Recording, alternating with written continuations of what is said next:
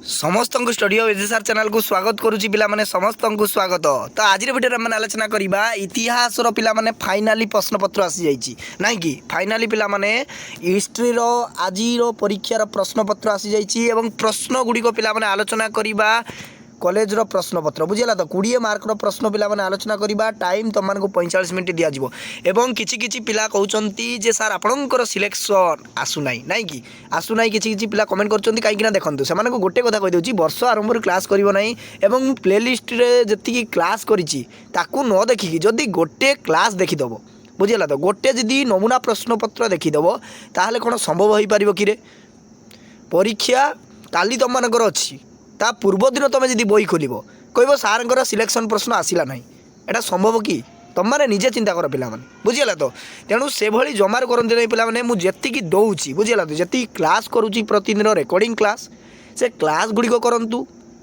एवं प्लेलिस्ट रे मुझे वीडियो देती से जदि गोटे पिला भल भाव कंप्लीट कर हिस्ट्री पिला माने ग्यारंटी दौची से 20 रु 20 आउट ऑफ निहाती रखि 20 रु 20 बहुत पिला मतलब मेसेज करके जणाइछन्ती जे सर हमर हिस्ट्री रे 20 रु 20 पूरा पूरी 20 आउट ऑफ 20 बहुत सहज प्रश्न आसीतला सर आपण जे गुड आलोचना करछन्ती सब प्रश्न आसीछि बुझियला तो बहुत पूरा पूरी सिलेक्शन देइतले जो 2 मार्क प्रश्न गुडी को हुएनसा विषय रे ताहा मध्ये आसीछि पिला माने सब प्रश्न आसीछि आलोचना करिवा आजिरो प्रश्नपत्र एवं जेउ पिला मानकर 26 तारीख हिस्ट्री अच्छी बहुत इंपोर्टाट रही प्रश्न गुड़िक पिला बुझेगा तो बहुत इंपोर्टाट रही तो आलोचना करिया पिला 20 मार्क ता पूर्व पिला डेडिकेटली जी पिला +2 बोर्ड परीक्षा पढ़ापढ़ी करने चाहते देन चैनल को एवं सब्सक्राइब करके ऑल नोटिफिकेशन को ऑन करने जमार पिला भूलु नहीं मुझे बारंबार कहूँ कहीं बोर्ड परीक्षा यही क्लास आम कंटिन्यू करा तो देखो पिला इंटरनल असेसमेंट 25-26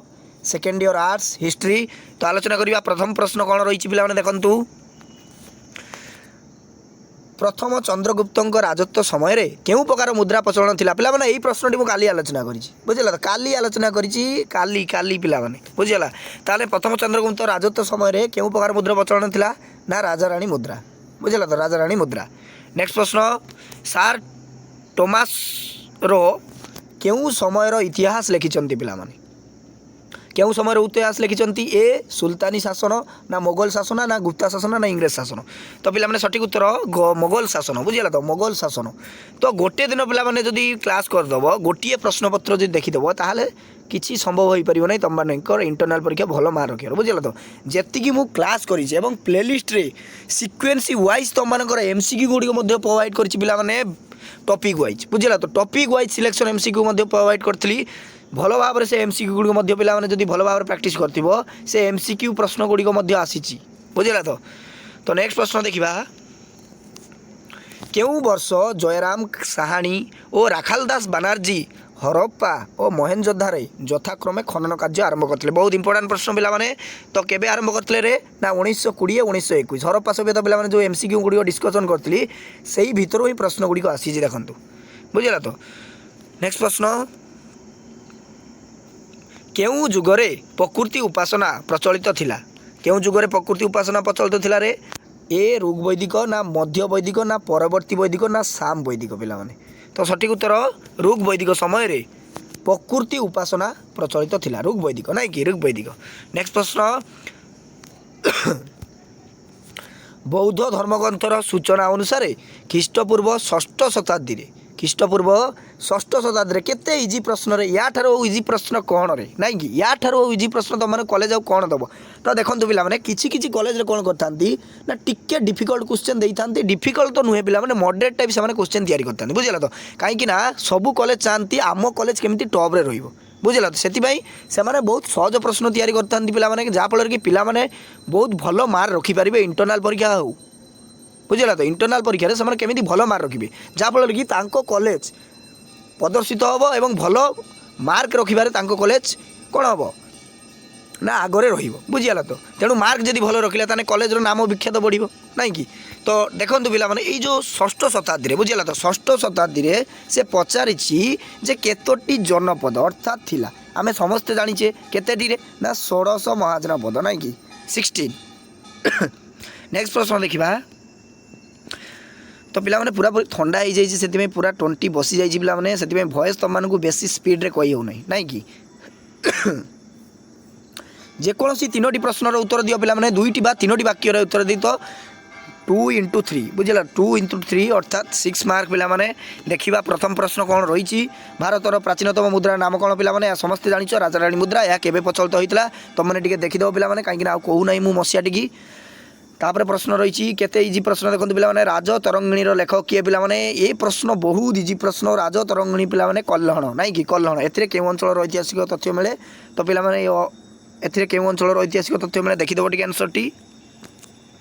ଚତୁରାସମ କ'ଣ ପିଲାମାନେ?